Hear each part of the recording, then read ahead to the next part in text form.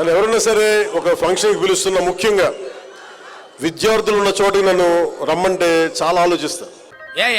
ఎందుకు ఆలోచిస్తానంటే వీళ్ళ మనసులో యక్ష ప్రశ్నలు ఉంటాయి. నా ఇచ్చి ఏం మాడతాడు, ఏం బిగుతాడు చూస్తారనుకుంటా. పాపం ఫీల్ అన్నట్టున్నారు. అర్థం కాలేదా?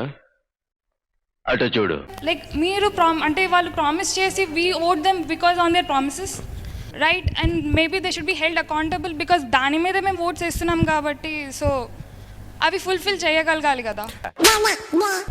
అందుకని 10 మంది విద్యార్థులకి నేను ఆలోచిస్తాం.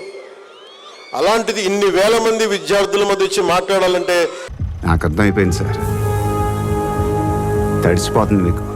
విద్యార్థుల నుంచి పారిపోదాం. వాళ్ళు వేసే ప్రశ్నలకి, వాళ్ళు లేవనెత్తే సందేహాలకి, ప్రశ్నలకి మన దగ్గర సమాధానాలు ఉండవు.